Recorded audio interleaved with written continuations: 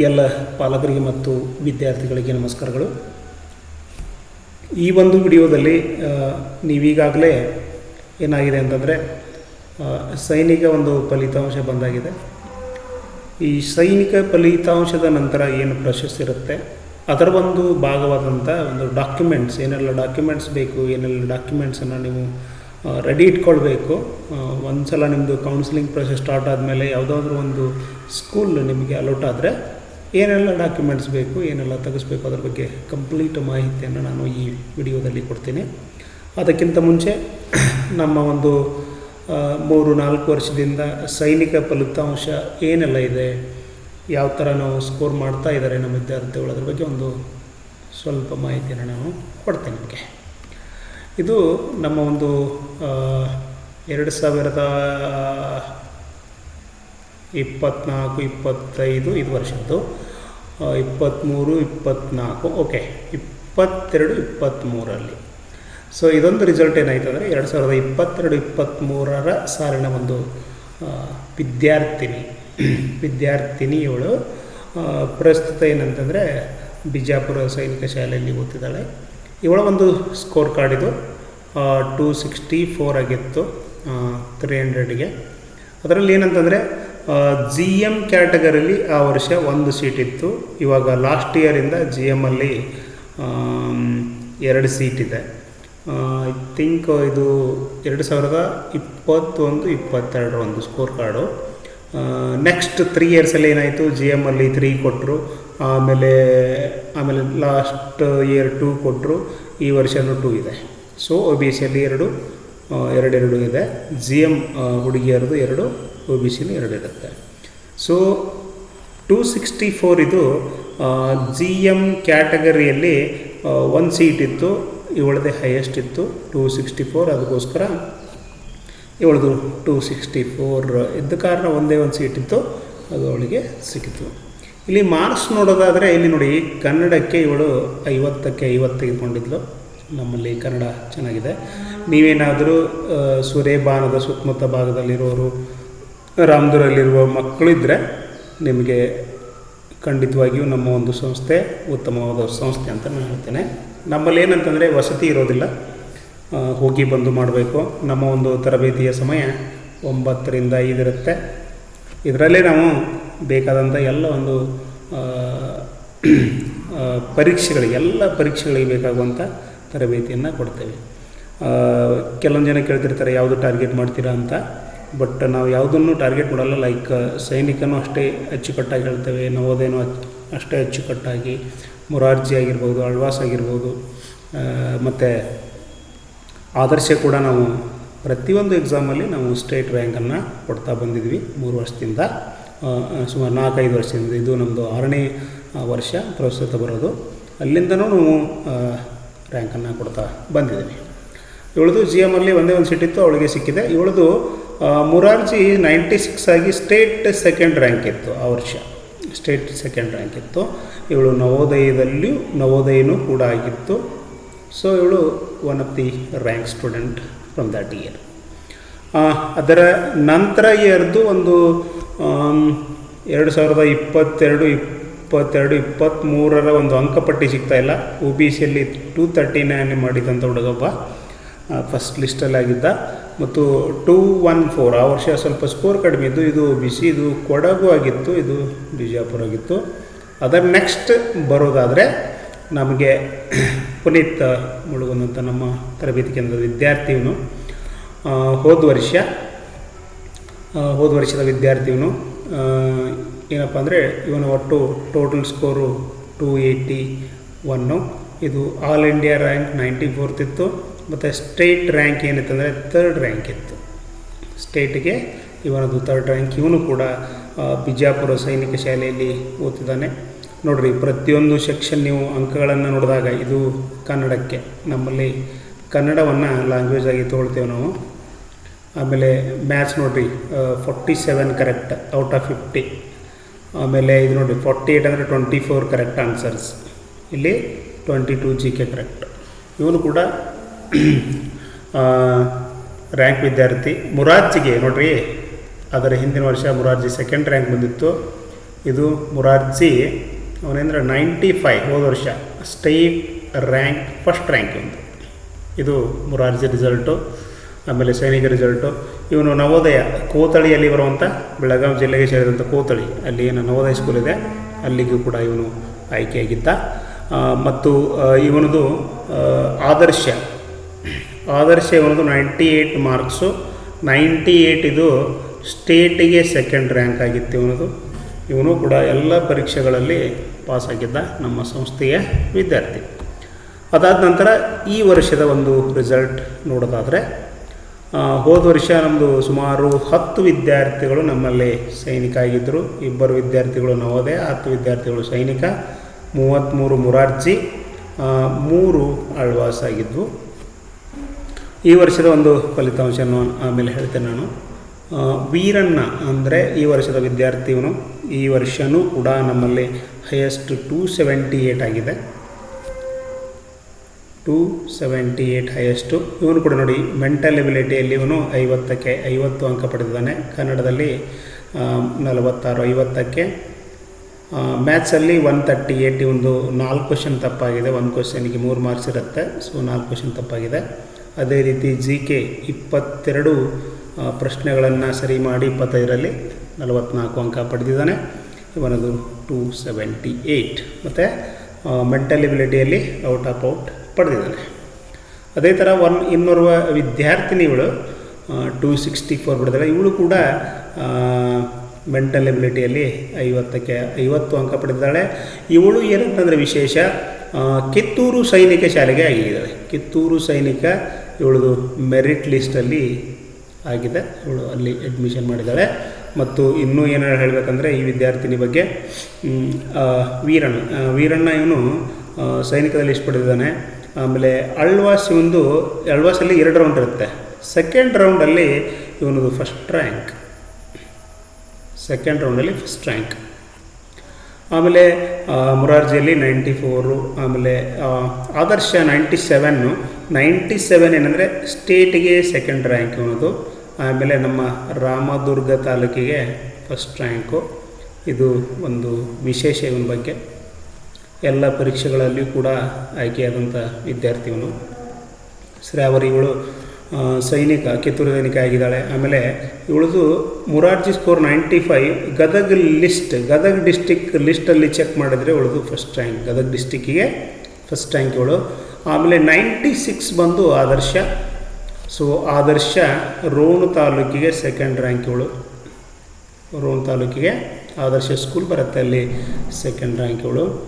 ಅದೇ ಥರ ಈ ವರ್ಷದ ಇನ್ನೊಬ್ಬ ವಿದ್ಯಾರ್ಥಿ ಗುರುಪ್ರಸಾದ್ ಅಂತ, ರಾಮದುರ್ಗದ ವಿದ್ಯಾರ್ಥಿ ಇವನು ಕೂಡ 256 ತೆಗೆದುಕೊಂಡಿದ್ದಾನೆ ಈ ವರ್ಷ ಸೈನಿಕದಲ್ಲಿ.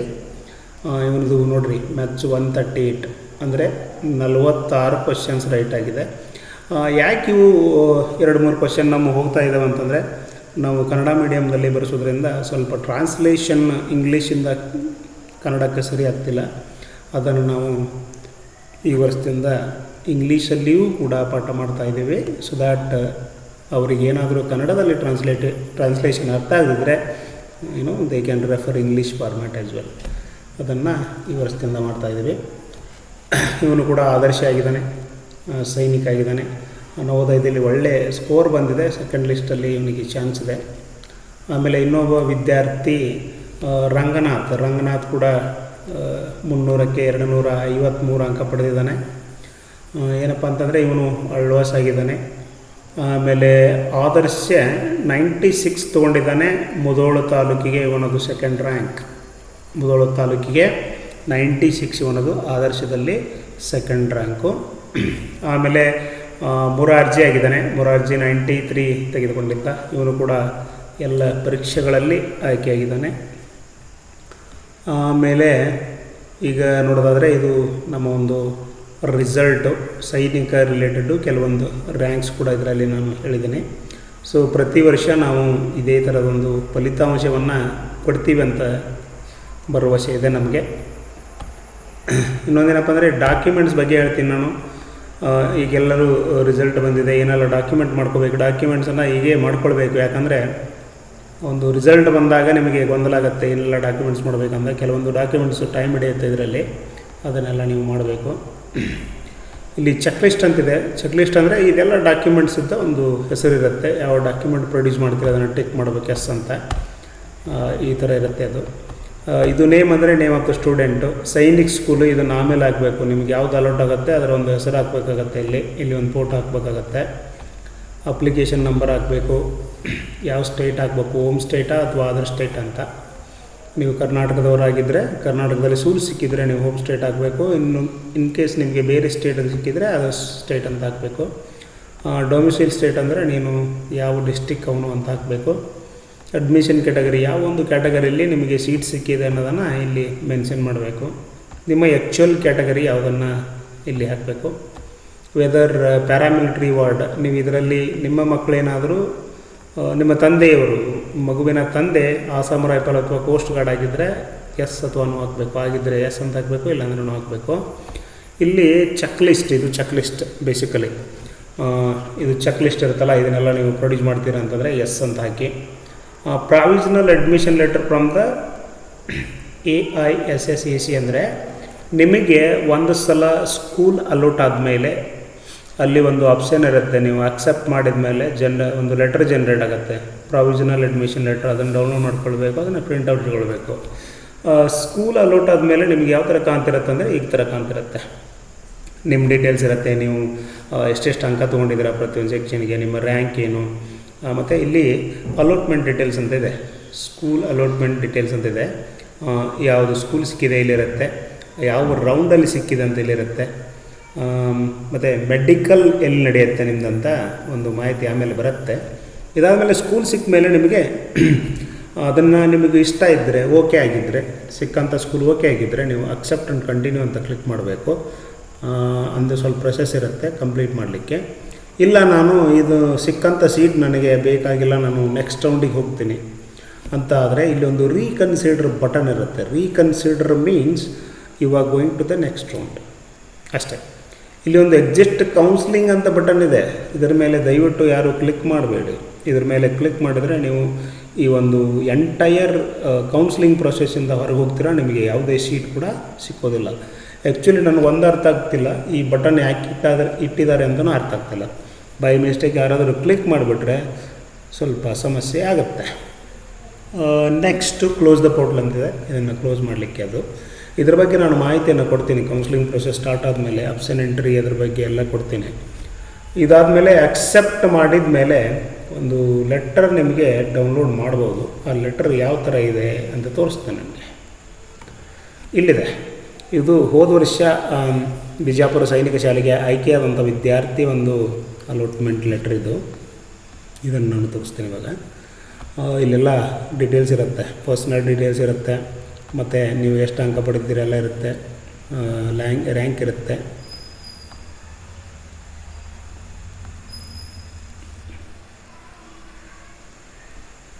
ಇಲ್ಲಿ ಸ್ವಲ್ಪ ಏರುಪೇರಾಗಿದೆ. ಮ್ಯಾಥಮೆಟಿಕ್ಸ್ 141 ಇವನಿಗೆ, ಲ್ಯಾಂಗ್ವೇಜ್ 48, ಸೊ ಅದು ಸ್ವಲ್ಪ ಏರುಪೇರಾಗಿದೆ. ರ್ಯಾಂಕ್ ಇರುತ್ತೆ. ಮತ್ತು ಇಲ್ಲಿ ಸ್ಕೂಲ್ ಅಲಾಟ್ಮೆಂಟ್ ಡೀಟೇಲ್ಸ್ ಅಂತಿದೆ. ಯಾವ ಸ್ಕೂಲ್ ಅಲಾಟ್ ಆಗಿದೆ? ಸೈನಿಕ್ ಸ್ಕೂಲ್ ಬಿಜಾಪುರ ಆಗಿದೆ, ರೌಂಡು 1. ಯಾವ ಕ್ಯಾಟಗರಿಯಲ್ಲಾಗಿದೆ? ಹೋಮ್, ಅರ್ಬನ್, ಹೋಮ್ ಮತ್ತು ಜನರಲ್ ಕ್ಯಾಟಗರಿ ಇದ್ದು. ಸೊ ಈ ಥರ ಒಂದು ಲೆಟರ್ ಇರುತ್ತೆ. ಇದನ್ನು ನೀವು ಸಿಕ್ಕಿಲ್ಲ ಡೌನ್ಲೋಡ್ ಮಾಡಿಕೊಂಡು ಆಮೇಲೆ ಇದನ್ನು ಮಾಡ್ಕೊಳ್ಬೋದು. ಡೌನ್ಲೋಡ್ ಮಾಡಿಕೊಂಡು ಅದೊಂದು ಇದರಲ್ಲಿ ಟಿಕ್ ಮಾಡಬೇಕು. ಇದನ್ನು ಪ್ರೊಡ್ಯೂಸ್ ಮಾಡಿದ್ದನ್ನು ಟಿಕ್ ಮಾಡಬೇಕು. ಅಡ್ಮಿಟ್ ಕಾರ್ಡ್ ಇರುತ್ತೆ ನಿಮ್ಮ ಕಡೆ. ಆಮೇಲೆ ಸ್ಕೋರ್ ಕಾರ್ಡನ್ನು ಡೌನ್ಲೋಡ್ ಮಾಡಿಕೊಂಡು ಅದನ್ನು ಪ್ರಿಂಟೌಟ್ ತೊಗೊಳ್ಳಿ. ID ಪ್ರೂಫ್ ಏನಂತಂದರೆ ನಿಮಗೆ ಆಧಾರ್ ಕಾರ್ಡ್ ಇರಬೇಕು. ಮೆಡಿಕಲ್ ಫಿಟ್ನೆಸ್ ಸರ್ಟಿಫಿಕೇಟ್ ಇದನ್ನು ತೋರಿಸ್ತೀನಿ ನಾನು. ಇದು ನೀವು ಡಿಸ್ಟಿಕ್ ಏನೋ ಹಾಸ್ಪಿಟಲಲ್ಲಿ ತೆಗೆಸ್ಬೇಕಾಗತ್ತೆ. ಆಮೇಲೆ ಡೇಟ್ ಆಫ್ ಪ್ರೂಫ್ ಅಂದರೆ ನಿಮಗೆ ಡೇಟ್ ಆಫ್ ಬರ್ತ್ ಸರ್ಟಿಫಿಕೇಟ್ ಇರುತ್ತೆ. ಡೇಟ್ ಆಫ್ ಬರ್ತ್ ಸರ್ಟಿಫಿಕೇಟನ್ನು ನಿಮ್ಮ ಹತ್ರ ಇರುತ್ತೆ. ಸ್ಟಡಿ ಸರ್ಟಿಫಿಕೇಟು ನೀವು ಓದಿದಂಥ ಕ್ಲಾಸಲ್ಲಿ ತೆಗೆದುಕೊಳ್ಬೇಕಾಗತ್ತೆ. ಇದನ್ನು ಸ್ವಲ್ಪ ಡೌನ್ಲೋಡ್ ಮಾಡ್ಕೋಬೋದು.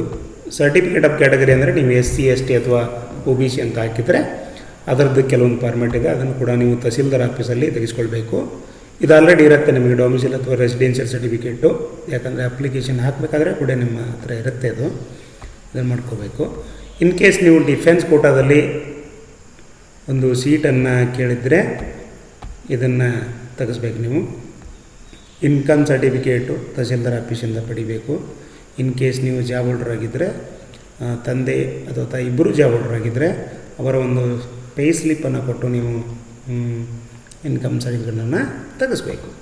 ಮತ್ತು ಫೋಟೋಸ್ ನೋಡಿ ಎಷ್ಟು ಬೇಕು, ಬಾಯ್ ಅಥವಾ ಗರ್ಲ್ ಇರ್ಬೋದು, 5 ಬೇಕು. Family photograph, parents along with ಚಿಲ್ಡ್ರನ್ನು, post card size 2 ಬೇಕು. ನಿಮ್ಮ ಫ್ಯಾಮಿಲಿ ಮೆಂಬರ್ಸ್ ಇರೋದಂಥ ಎಲ್ಲರೂ ನಿಂತು 1-2 ಫೋಟೋ ಹೊಡಿಸ್ಬೇಕದು.